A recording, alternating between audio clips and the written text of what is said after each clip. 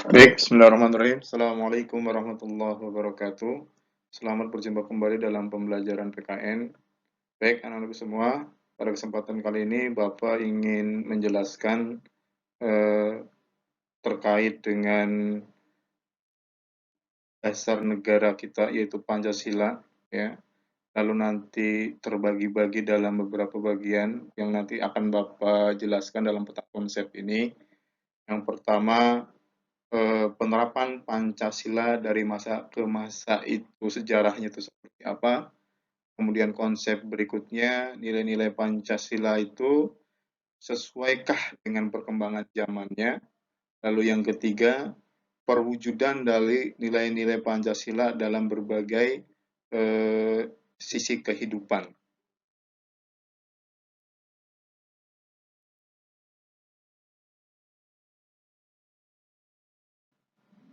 Sejarah Pancasila itu pun harus kita ketahui dari mana lahirnya dasar-dasar negara kita itu.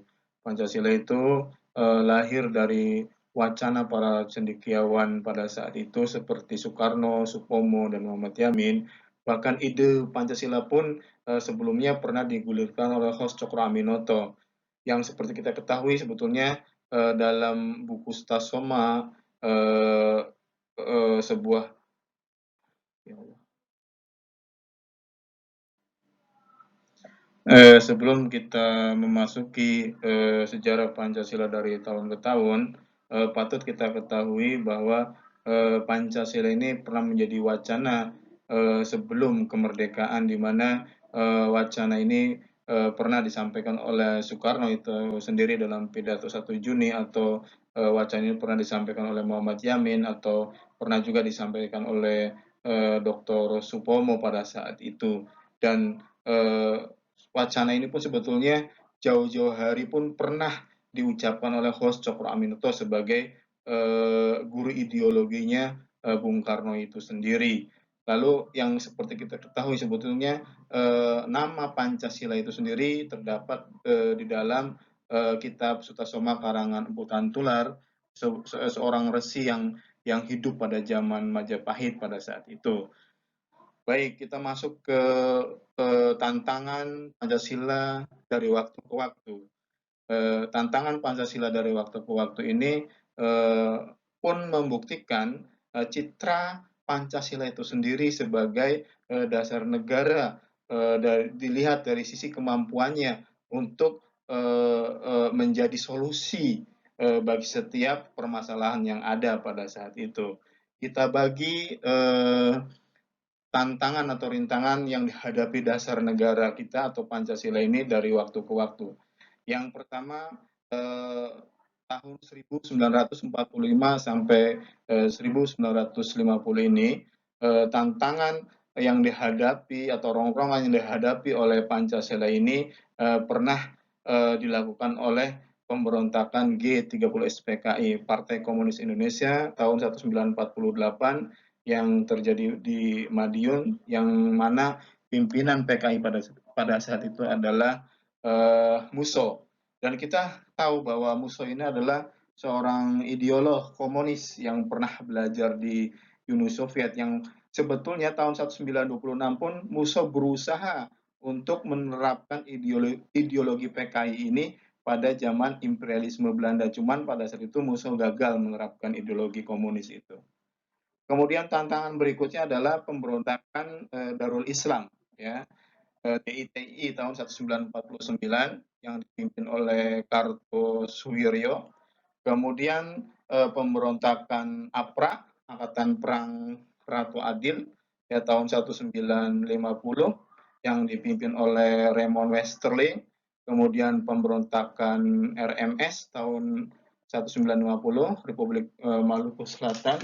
Dan kita pun tahu selain itu pun ada pemberontakan yang dilakukan oleh Andi Ajis, ya. Itu merupakan tantangan yang sifatnya itu internal. Kemudian tantangan yang sifatnya eksternal, ya, untuk merongrong kemampuan Pancasila sebagai solusi atau sebagai eh, eh, solusi atau sebagai pemecah segala persoalan yang dihadapi bangsa ini pun ditantang juga dengan agresi militer Belanda 1 dan 2 tahun 1947 dan tahun 1948.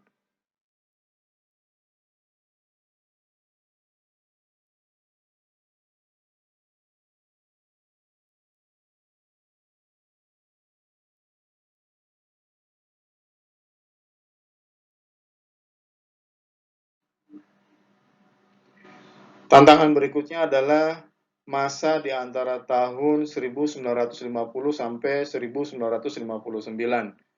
Tantangan yang dihadapi dasar negara atau Pancasila ini eh, lebih diakibatkan dampak dari perubahan bentuk negara itu sendiri. Seperti yang sudah kita ketahui, dengan adanya agresi militer Belanda 1 dan 2, maka terjadilah eh, perundingan di Den Haag Belanda, yaitu KMB, Konferensi Meja Bundar, pada saat itu tahun 1949,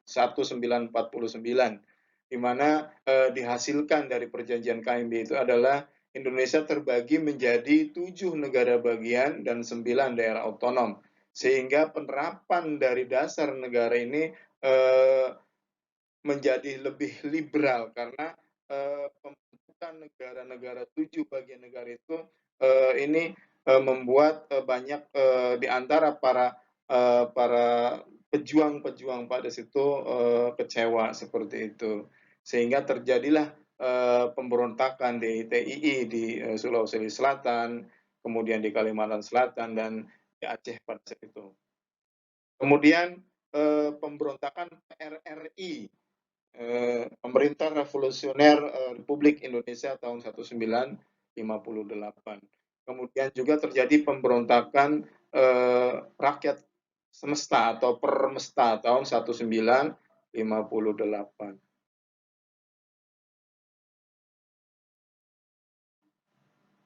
Setelah dikeluarkannya dekret Presiden tahun 1959, atau tepatnya 5 Juli 1959, tidak dengan sendirinya kondisi negara Republik Indonesia itu menjadi aman, karena dekret itu hanya berlaku mengembalikan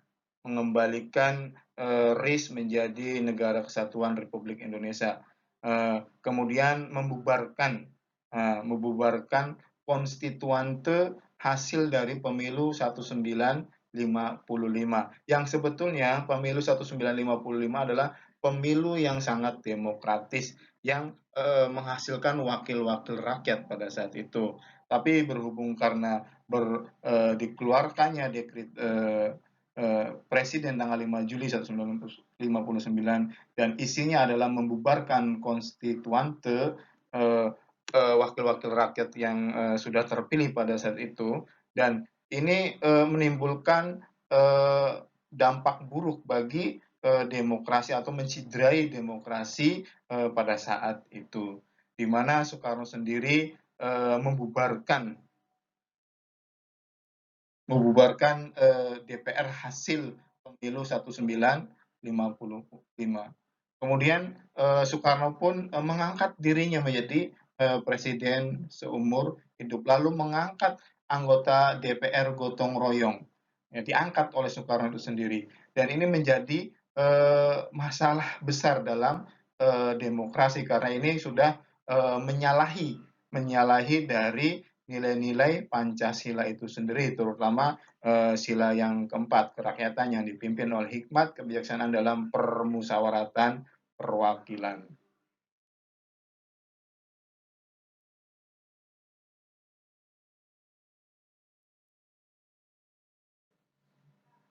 Ujian keampuhan Pancasila sebagai dasar negara ini pun masih berlanjut.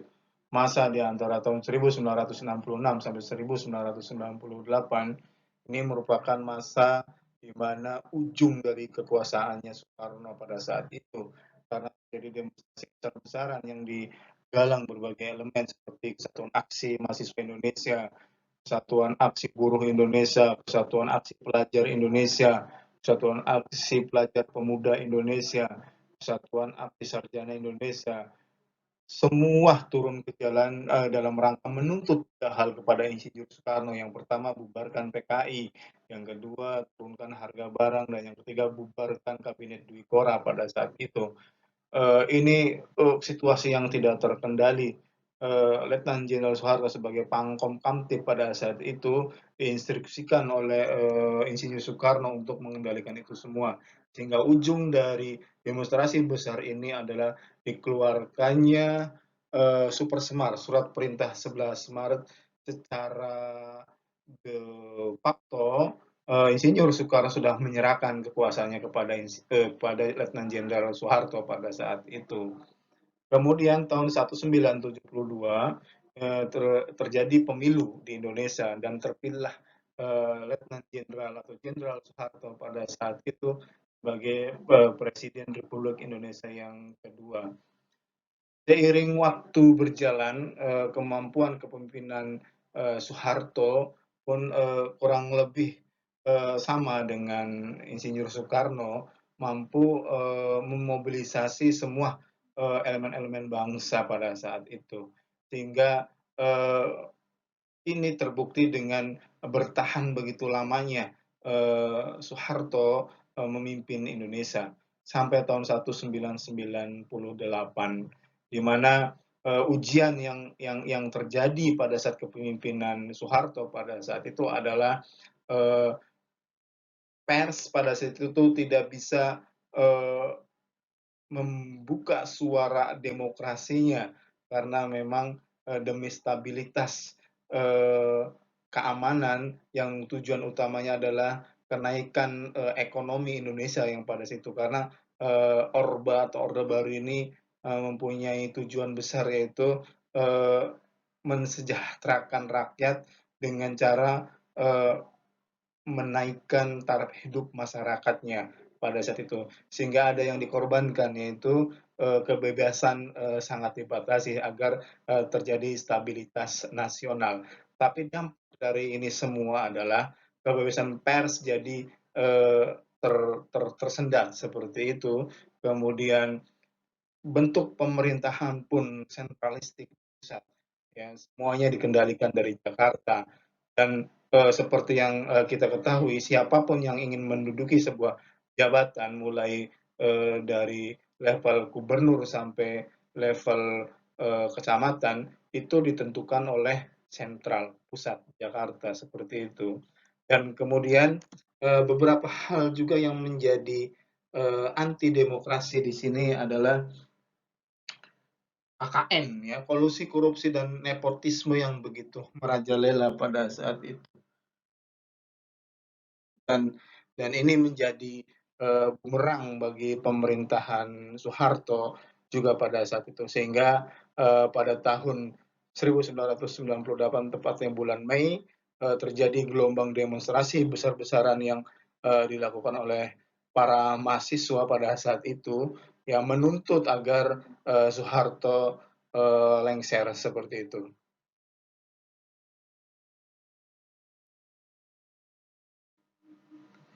Pasca lengsernya Presiden Soeharto pada saat itu dan langsung digantikan oleh Profesor Baharudin Yusuf Habibie yang diamanahkan oleh undang-undang untuk melanjutkan kepemimpinan Soeharto yang mengundurkan diri selama 5 tahun, itu ternyata bagi Habibie tidak untuk melanjutkan sampai 5 tahun, karena Habibie menilai dirinya sebagai pemerintahan transisi saja. Habibie memerintah sebagai presiden hanya kurang lebih 22 bulan untuk menyiapkan pemilu yang lebih demokratis seperti itu.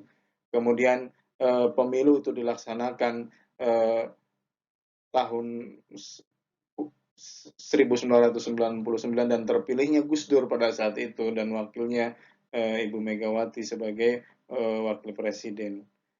Kemudian ini pun tidak berlangsung lama, Gus memimpin Indonesia kurang lebih 19 bulan, kemudian berganti ke Megawati, dan tahun 2004 ini merupakan tahun yang dimana pemilu secara langsung yang pernah dilakukan Indonesia tahun 1955 itu terjadi kembali tahun 2004 sampai 2009 ini terpilihlah Jenderal Susilo Bambang Yudhoyono beserta wakilnya Bapak Yusuf Kala ini merupakan kepemimpinan demokrasi paling demokratis setelah tahun 1955 karena rakyat secara eh, sadar untuk memilih pemimpinnya secara langsung. Tapi sebetulnya ada hal yang menjadi catatan buat kita semua. Demokrasi yang berkembang di negara kita itu tidak dibarengi dengan kualitas demokrasinya itu sendiri. Oleh karena itu, agar demokrasi ini lebih berkualitas, maka seharusnya orang-orang yang mengendalikan demokrasi yang ada di negeri kita itu adalah orang-orang yang punya kemampuan intelektual yang luar biasa.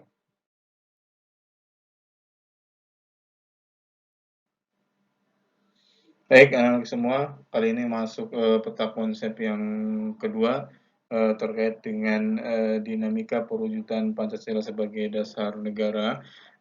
Nilai-nilai Pancasila sesuai dengan perkembangan zamannya ini merupakan peta konsep yang kedua. Ya, seperti yang kita ketahui, Pancasila ini kompatibelkah dengan situasi zaman yang terus berubah. Ini bisa dilihat dari tiga hal sebetulnya, cuman kali ini saya akan sampaikan untuk satu hal dulu, yaitu ini terkait dengan nilai yang terkandung di dalam Pancasila itu sendiri.